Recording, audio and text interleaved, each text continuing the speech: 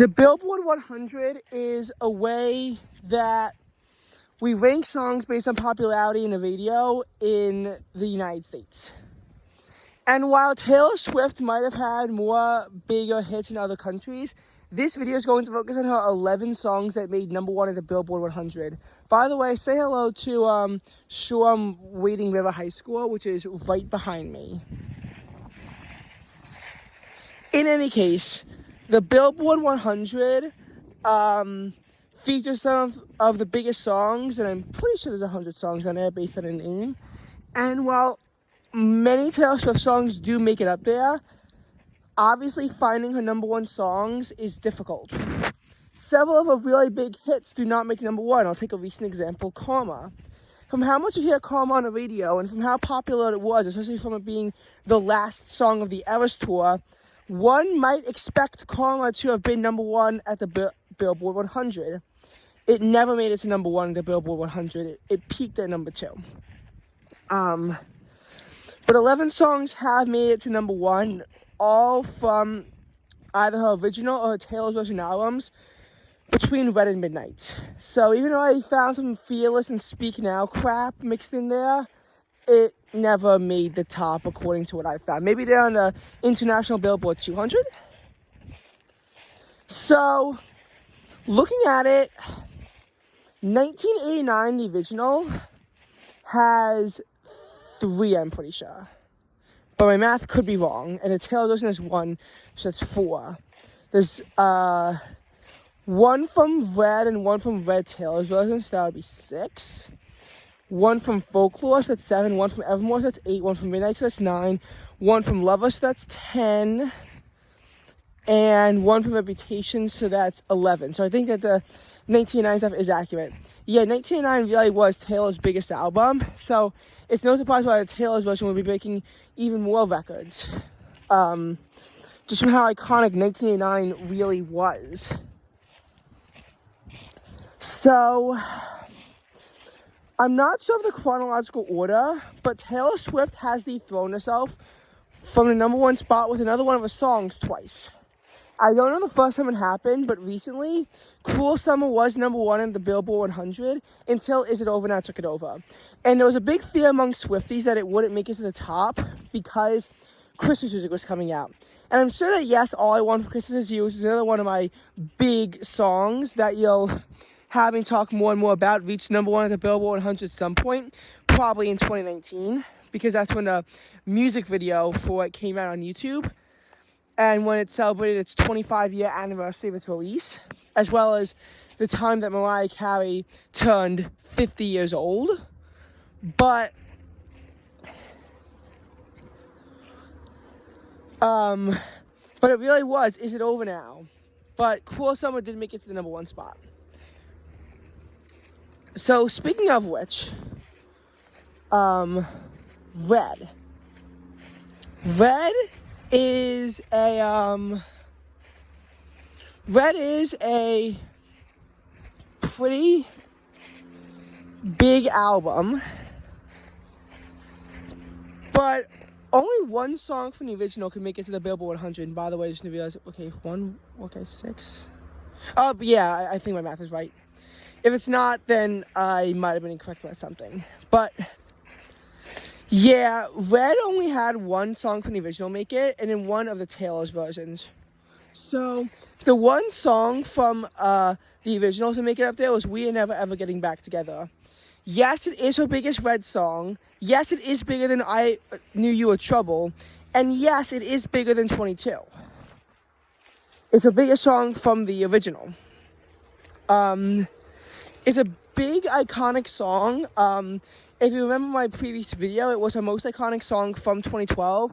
Turns out I Knew You Were Trouble did actually also release a single in 2012, but it released a month later, so it took until 2013 for it to achieve fame. But there's reasons why by 2013 it might not have been able to have become #1. I mean, Taylor Swift isn't the only big artist out there. So, yes, part of it does go based on luck of the draw. Nonetheless, There is a red Taylor's version song on there. It's All Too Well. But not the 10-minute version, the 5-minute version. Because radio stations generally don't like playing 10-minute songs. So they instead opted to play for the abbreviated version.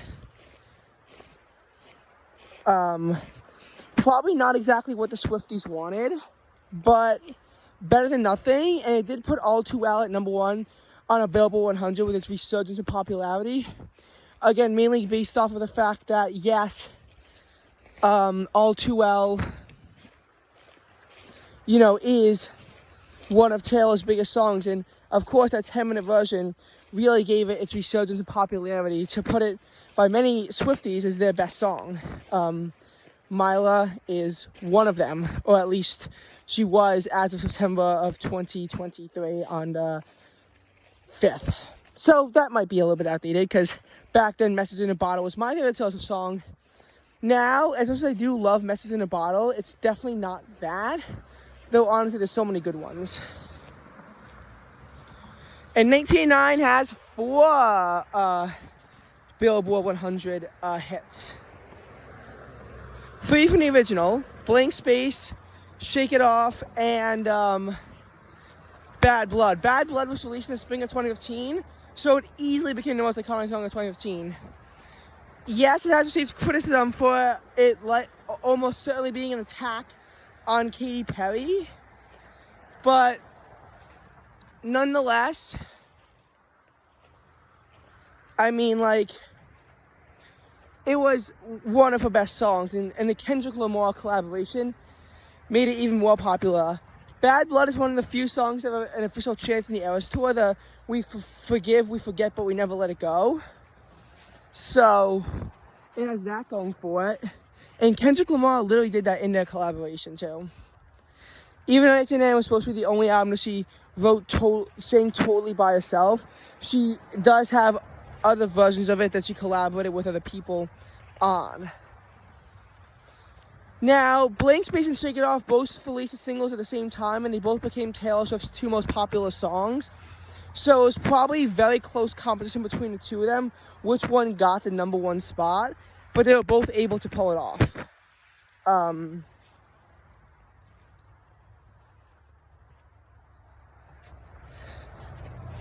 And I mean, Shake It Off is one of her most iconic songs. They played it at Game 1 of the World Series in Arlington, and we saw Travis Kelce dance to that.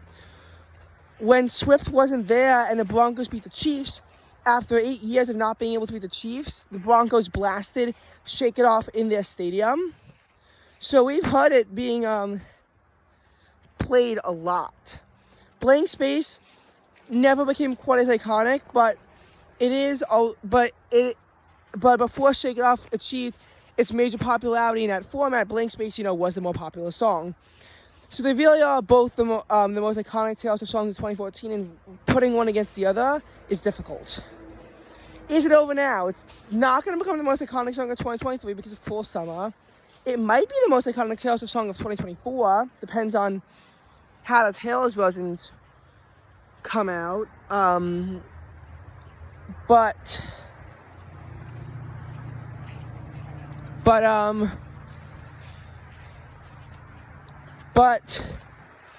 you know, the Taylor's version of Is It Over Now, even though Slut was expected to be the biggest one, it actually turned out to be Is It Over Now, which I need to listen to more of because I knew it on the video and I could only half sing to it. Is It Over Now is from Taylor's biggest album, and the re-release definitely was one of Taylor Swift's biggest successes of all time. So unsurprisingly, Is It Over Now would peak at the Billboard 100, and honestly, I'm just surprised that more 1989 Taylor Swift songs didn't make it up there, and they're also unlikely to, because soon we're going to get to the point where Christmas songs will be topping the Billboard 100. Hopefully, it includes All I Want for Christmas Is You. I'm actually going to Mariah Carey's Christmas concert on December 17, 2023 in New York City. And there'll be tons of stuff on my Instagram about it. Hopefully, if I go to the Eras Tour concert on November 2nd, 2024, my Instagram can blow up with that as well. Follow me at Gutman9 on Instagram to see plenty of content, not just relating to Taylor and Mariah, but also relating to, some travels that I might be taking, some big trips, and other stuff going on in my life.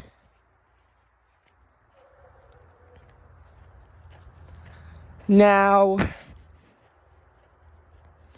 once we get to this point, even though the other 5 songs have one top on a Billboard 100, it's only one. For Reputation, it's Look What You Made Me Do, which I actually believe is the 3rd biggest song, and the biggest that's not from 1989. I believe it has achieved 1.5 billion views on YouTube. Look What You Made Me Do was so iconic because of how it was like Taylor Swift practically screaming at you.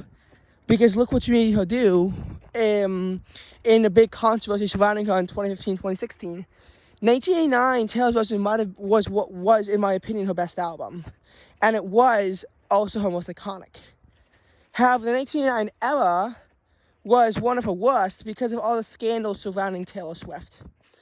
And that's a big reason why no album came out in 2016. That's why she wasn't really iconic in 2016. That's why there was a big Swiftie decline.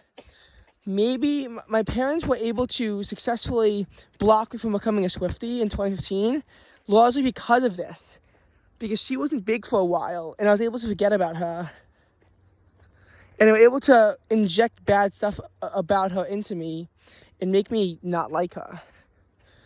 For 8 years, this went on. And I'm sure I wasn't the only one in this position. Some of them may have never become Swifties again. So, Look What You Made Me Do is like one of those songs where she's like really upset about everything that's happened. And none of her other songs were able to achieve this much fame, though I'm sure many others got close, especially considering that Delicate was her most iconic song of 2018. But again, by 2018, you start to see this pattern of where she could release a big song, but other artists might become more popular by then. I mean, there was also something special about Look What You Made Me Do that made it so high.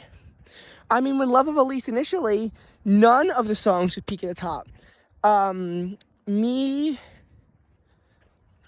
peaked at the top 10. Lover, the title song, peaked at the top 10. And You Need to Calm Down peaked at the top 10, but I don't believe any of them got higher than number 4. When they initially came out. It was a bit depressing, actually. And Cruel Summer initially peaked at like 43 or something, and it wasn't even that famous of a song. It literally was the Ellis tour that brought on that resurgence of fame. Unfortunately, Miss Americana and the Heartbreak Prince did not get that resurgence. I think Miss Americana and the Heartbreak Prince is a better song than Cruel Summer. Just saying. But Cruel Summer was the one that achieved that massive resurgent popularity throughout the summer.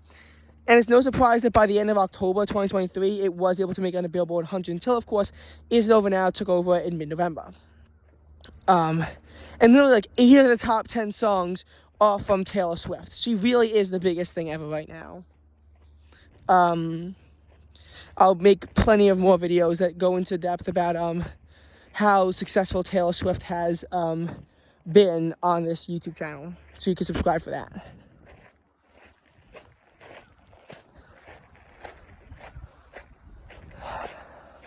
Now, as far as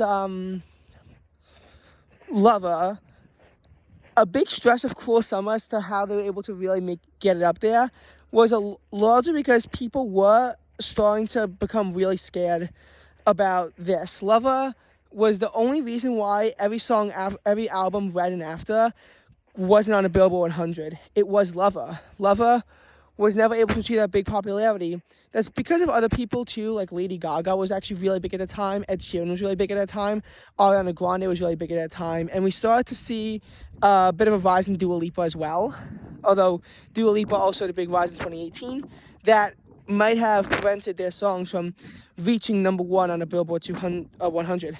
I actually do like Dua Lipa a little bit, even though I don't listen to her music very often, but if people in the comments below want it, then I could make a video analyzing some Dua Lipa stuff and some of her successes, though I'm definitely not familiar with her albums. but I could still like go into some of her big songs. I'm almost certain that Levitating, which is from 2020, was able to make it to number 1 on the Billboard 100. And between Break My Heart, Love Again, and Dance the Night, one of them also might have been able to make it to number 1 on the Billboard 100.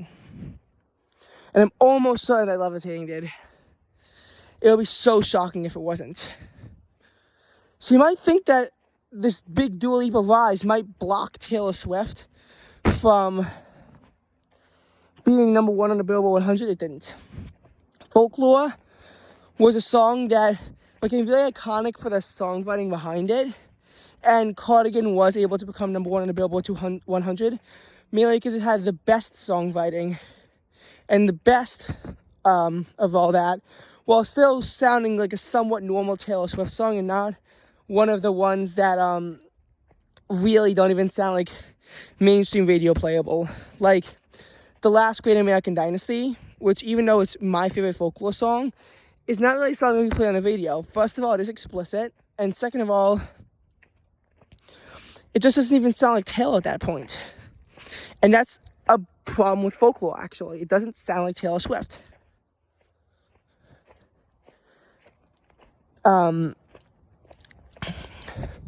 Evermore, it was Willow. Of course it was Willow. It's the only Evermore song that a lot of people even know about. And honestly does give more Lover vibes.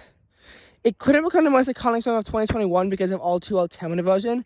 But if not for that, it easily would have been. It was a single release in January 2021, and there was probably a time where people thought it really would be the most iconic Taylor Swift song of 2021. Of course, then All Too Well Tamina version changed everyone's plans.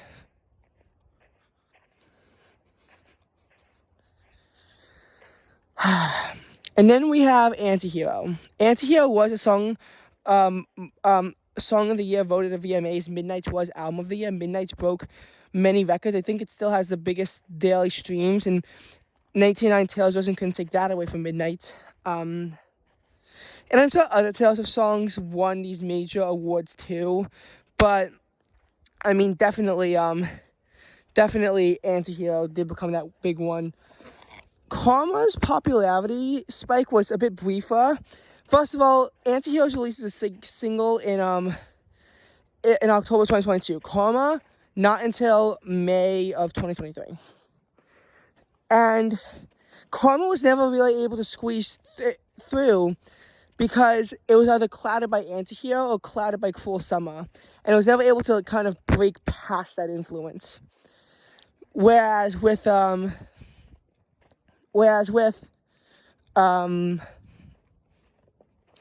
what's it called? With Antihero, it easily stood out as the best song for Midnights, and it was able to pretty much hold Karma off. And of course, there are a ton of other big songs out there, so it couldn't stay there forever. I think Taylor Swift spent 67 weeks with one of her songs at the top of the Billboard 100, which is definitely a lot. But at the time when she was there, I mean, like, only about 1/8 of the time was it Taylor up there, which is actually appropriate. Because there are a ton of other artists out there. You're pretty much never going to have a Taylor Swift song top there in December or late November, because then they start playing all this Christmas music. So it's going to be one of those songs. Again, hopefully it's All I Want for Christmas Is You that gets at least 1 week on top of the Billboard 100. And, it's easy to just see how all these songs will be able to make it up there.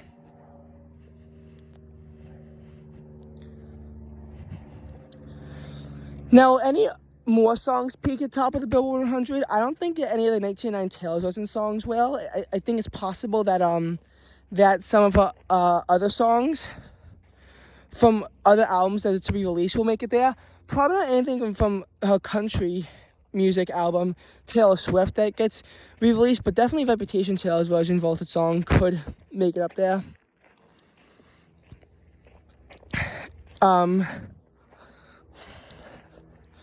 And you know, it just goes without saying that Taylor Swift, not every single one of her songs you're going to hear on a video. But I definitely remember hearing I Knew You Were Trouble, and We Never Get Back Together on a video. And our camp has also broadcasted 22 on their own speakers. And it wasn't just the counselor who was doing it. It was the camp itself playing 22 on their speakers. Whereas in a lot of cases, I've heard songs like Enchanted and Our Song and Fearless being played on speakers with just of the counselors, not actually of the camp. I definitely heard Shake It Off and Blank Space on a video. I've even heard Blank Space on a video last night. Bad Blood definitely on the video. Same for Wildest Dreams and Style. I think I've heard Style on a video pretty recently, as a matter of fact. And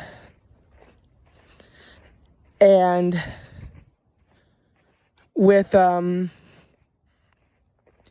and you know, with going into other albums, definitely Look What's Made Me Do on a video, definitely a Delegate on a video.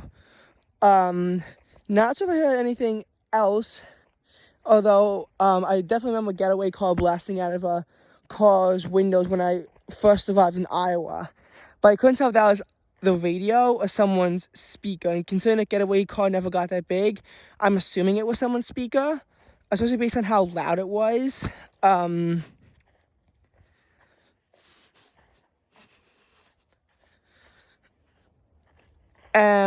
For Lover, I've definitely heard Lover on a video.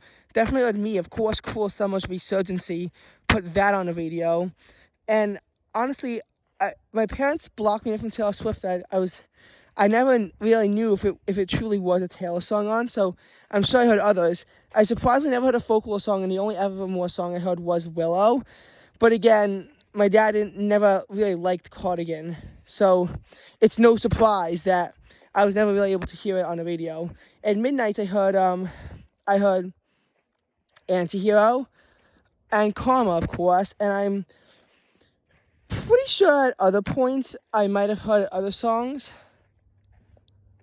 I feel like Lavender Haze is a possibility that I might have heard on a video, although I can't remember. I definitely remember my plane in their built-in radio, Lavender Haze and You Need to Calm Down were actually two of the very few Taylor Swift songs that were on there. There weren't a lot. I know it was those two on there, and I can't exactly remember what other songs were on there. I know there were a few other songs on there, but not a ton. Only a few.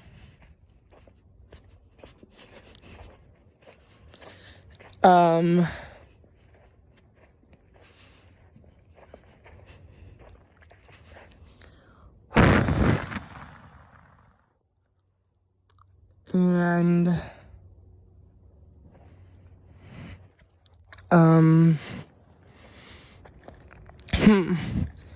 I seem to have absolutely lost my memory on all of this.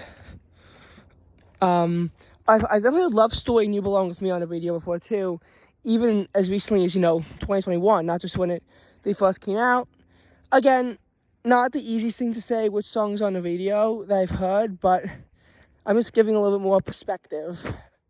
And I really am shocked that You Belong With Me and Love Story, or at least one of them, never made it on the Billboard 100. I'm also surprised I never heard Enchanted on the video, or that didn't make it up there. But it just kind of is what it is. And I have more Taylor Swift research to get done.